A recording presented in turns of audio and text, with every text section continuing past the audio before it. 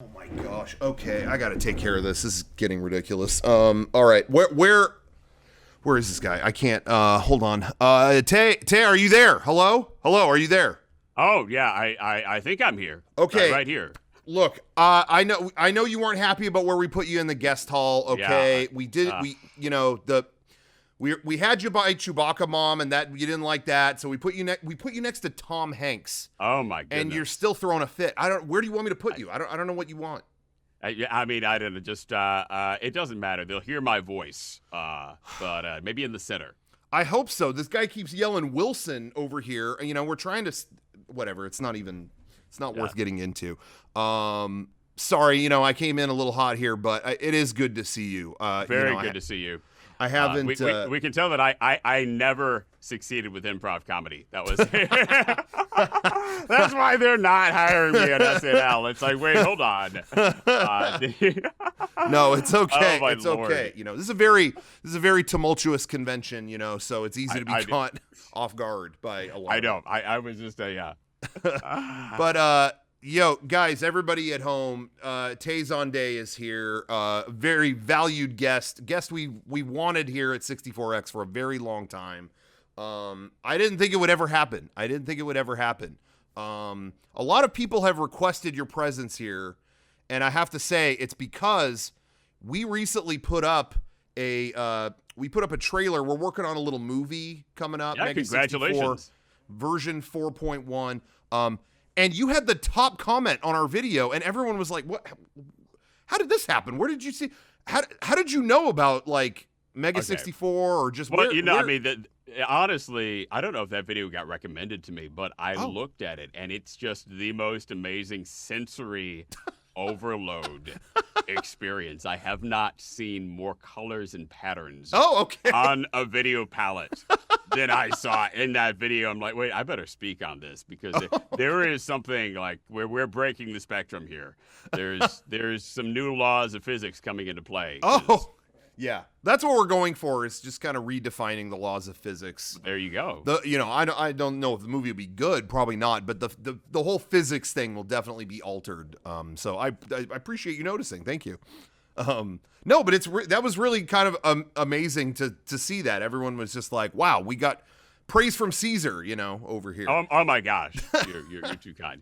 Yeah, so 64Con or Mega 64 Expo. Yes. We're talking about our expo experiences. Yes. So that's the next thing I was going to ask you about. That was not an awkward transition at all. No. No, but that's what I was going to ask you is, you've been kind of royalty for a long time in these hallowed halls, and I'm sure you've gone to a lot of conventions and made appearances and stuff. I don't actually, know which ones you've been to. I'm assuming you have. I mean, you might tell me like, no, I've never been to a con ever, but I'm assuming you have, and I'm curious if you have any stories or like what was it? Yeah, I mean, I've been to a couple. VidCon is the main one that I went to. That's what I was gonna say. Is like that's one I actually have never been to. How's that? Because that was the kind of the beginning of the YouTuber conventions. Yeah. Hank Green. And I think I went to the first 10 years of that. Oh wow! I don't know if did they have one last year?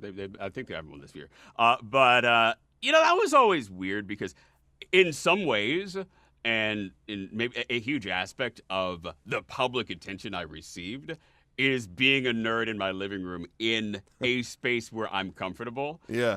And it has this found footage aspect where it's like, oh, well, this is like a nerd who's totally not self-conscious about himself at all and just like, I'm a nerd, I'm going to sing in front of the mic.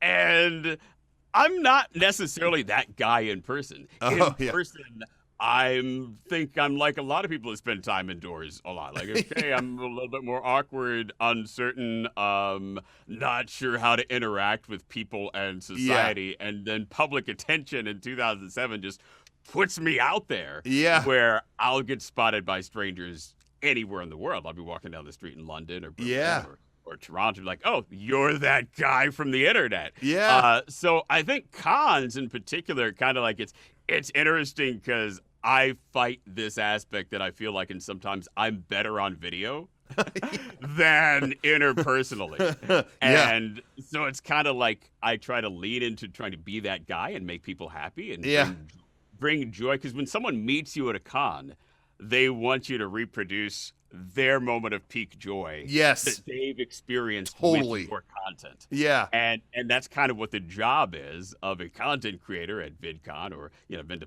Playlist is another one I went to a couple of times. Where you're kind of there bringing that joy again, like recreating your moment of peak happiness, of peak experience evangelism. Yeah. And, sometimes, I mean, that's great, and I'm grateful for that experience.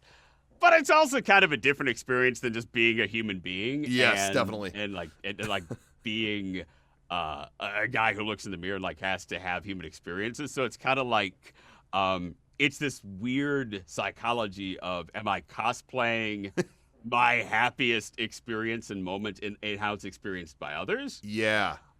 And in some ways, like, that's great, and it's lovely. I've taken thousands and thousands of pictures at cons. Yeah. But there's a little bit of loneliness in that too, because it's kind of like there's some content creators, and I think there was kind of a shift around 2012, 2013 that really started to surface confessional media.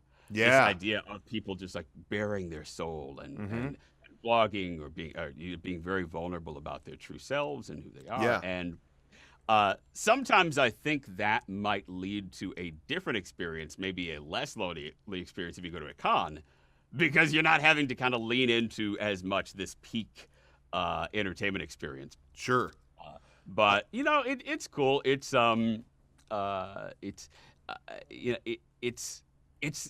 you just have to consider yourself lucky. Yeah. If you're able to be invited to cons and have any type of positive energy and positive experience tied to your name. Yeah. Yeah, absolutely. And I was gonna say, actually, I totally know what you mean. This got much deeper than I honestly intended. That's how I am. I'm like I'm light and boring, and then like serious as a heart attack. No, this is great because we never get to, I feel like a lot of times there isn't an opportunity to talk about that kind of thing. But yeah, we've done a ton of cons as Mega 64, and that's definitely been a weird part of it. Like you said, is like, because we started doing our thing in like 2003, and in that amount of time, it was like, am I doing an impression of who people think I am versus just being myself? And then, personally, I had a lot of trouble trying to like figure out that separation, because for doing that so many years, it was like, I don't even know who I'm acting like anymore. Like, absolutely. Yeah. And then, I mean, it's kind of like, it's interesting because like the character acting and voiceover and animation and games are such a huge part of the con space, of the nerd space. And it's like the craft of acting, the discipline of doing that is completely like diametrically opposed to, hey, I'm this type and I'm this thing and I'm going to be it all the time. It's like, no, you're like grounded in living experience and living life in a way that is reactive and not committed to and bounded in that way. So that's also kind of an interesting dynamic. Yeah, absolutely. And I know what you meant too about when you said earlier about being on versus like in real life or whatever. I could definitely speak to that because I love when the camera's on and we do a lot of stuff out in public or whatever, and I can act a fool there. But yeah, I'm the same way. I'm like sitting in a cave all day, just on the computer and whatever. And so yeah, I get a lot of, when I'm at events, a lot of the comments I get are you okay? Are you? Oh my gosh, I am that guy at the party. You and I are brethren. I am the dude at the party who I always look like a deer caught in headlights. Yeah. Like, that is my default expression. And everyone's coming to me, yeah, can I get you a drink? Are you okay? Yeah. Yeah. Lots of you look, actually, it's actually a running joke. At every con we go to, we wait to see when will be the first "you look sad" comment. So that's that's the thing. It's like if you're not on all the time. Because obviously, like when someone's watching a 4-minute, 10-minute, 15-minute video that you do, Yeah. you've edited that to kind of be your greatest hits, your peak Yeah. moments of happiness, Yeah. enjoyment, levity, what have you. And suddenly you're around a con for like 18 hours or 20 hours Yeah. before you go to sleep. And there's kind of this expectation that you are supposed to be that every moment. So if somebody sees you just kind of looking at your phone or just be like, yeah, he seemed kind of sad. He seemed kind of distracted. He was he was disappointing in person. Yeah. I don't like. I don't know what to tell you. I stare and look at my phone sometimes. Yeah. But it is kind of like you run into that breakdown of boundaries. Yeah, yeah. And again, like sometimes it's like a little weird, like why are you saying that? But again, like you were saying, I just take it as like, hey, I'm just happy people were there to see us, and like you said, very lucky. I don't take that for granted. I really try not to, regardless of how the interaction may go. But yeah. So in going to these cons, stuff like that, so were you much into like going to things more like, obviously VidCon and stuff is about the video space. Were you ever doing like Comic-Con or anything like that? Like, is there any exceptionally like kind of dorky thing that you're into, or not so much? Honestly, I lived in LA 12 and a half years. I did not make it down to Comic-Con. Oh, okay. Time. That's a terrible confession. I don't know. It's kind of it's hard to deal with it. There are some I'm the type of person who's like, I can take social interaction in doses. Yeah. But I need to have my alone space very close. Like I need a hotel that's next to the convention center. And that's hard there. That's very hard to achieve at Comic-Con, very hard to achieve at South by Southwest. Oh, yeah. So like I think my attendance to cons follows the metric of how close can my hotel be to the convention floor, so that I can dip in for an hour or two, retreat, dip in for another hour or two. Yeah, that's I definitely feel you on that. But I want to know though, is there like, are you into, we got a lot, this is being broadcast on Twitch. There's a couple video people who know about video games on here, I'm assuming. But were you ever, into video games? Is there like a certain kind of, I want to know what's the dorkiest thing that you're like way into? I want to know. The dorkiest thing that I'm way into. I was very much into Star Trek as a okay. A huge Star Trek fan. Okay. Yeah, I've been a casual PC gamer 20-25 years. Okay. Since the 90s. I think that's a key life experience to kind of grow up where, the internet basically came of age. Yeah. During my teenage years. So, that whole experience of kind of the growth of online gaming and 3D gaming. There were 3D consoles like the N64 and original PlayStation. Which sounds like ancient history now, but it's kind of interesting to have that bird's eye view of how history has evolved. Yeah. I was there for all the 3D gaming coming to PC and all that stuff, but I never did any of that. I just wanted to keep playing Super Mario World. Oh my goodness. No, I would be on like this store floor at Best Buy, and I'd see like the original Descent. And oh my gosh. It's like, that's so amazing. I'd be like 12 years old. Like, I want a 486. Dad, when can we get a PC? Well, I hope you got it. I hope it worked out. Actually, yes. But but yeah, I mean, it's interesting. Like, I think when I played PC games in the 90s, like the original Unreal, I was a huge Star Siege fan. Star Siege Tribes, I played for a lot of years. It kind of had a terrific sense of, man, if this is new, where I can be in dialogue and gaming with people anywhere in the world and kind of access those experiences. Yeah. And I don't know, I think when I was young, I had hoped for some positive transformation to emerge from that. And, even now, I mean, it's kind of cool. Like, you'll get on like the chess.com app and be like, oh, wait, I'm playing with somebody who's in a very different country than me. I'm like, I just played with somebody who is in Iran or who is in, Tunisia or some other place. It's interesting to see how that's evolved, and now that's just kind of everyday commonplace stuff. I don't know. I think there's a lot to be achieved in terms of the connectivity of the internet.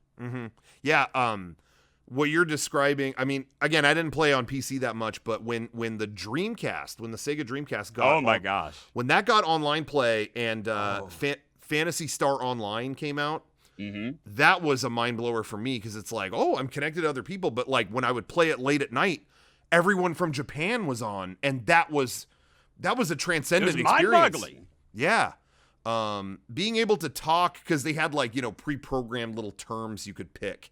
So I'd never been able to communicate with anyone from a place like Japan, and so I'm picking like, hey everyone, I really like potted plants. Yeah, me too. It's just like whatever we could say to each other. But that was such a special time. I miss well-designed chat menus in game design before they leaned on voice comms. Yeah. The call-outs were so much better designed because that's all you had. Yeah. You had to interact with your teammates. There was definitely an elegance to that simplicity. But well, okay, I know you got a million autographs to sign and all that stuff. I know it's a busy guest hall. I just want to, before we go, I want to ask kind of what's next for you. What's going on with you in your life? You got like anything cool coming up, or you got like a project or something you want to, you're excited about coming up? What's up? Ooh, I'm so bad at these shouting myself out. I think it's okay and safe for me to answer right now. I'm figuring out what my next is. Okay. I'm very lucky. I make lots of cameos. You want me to Cool. sing happy birthday and whatnot. Okay, so check out Tay Zonday on Cameo. I'm letting everybody know. Hit them up on that, and you're going to do more music. And just kind of finding myself out in a lot of ways. That's awesome. And you know what? So, I mean, we've been doing this a long time, but we're still in the same boat too, trying to figure out like what's kind of our next thing. And I think it's very healthy to be kind of exploring, every avenue you can. And I think it's okay to not have a polished answer for that question. Totally. And to not, I lived in LA for, like I say, for a long time, and everyone in that town is like, yeah, I was just on a set with Martin Scorsese, and I have this project happening with Dr. Dre. And it's like, oh my Lord. Yeah. That's why.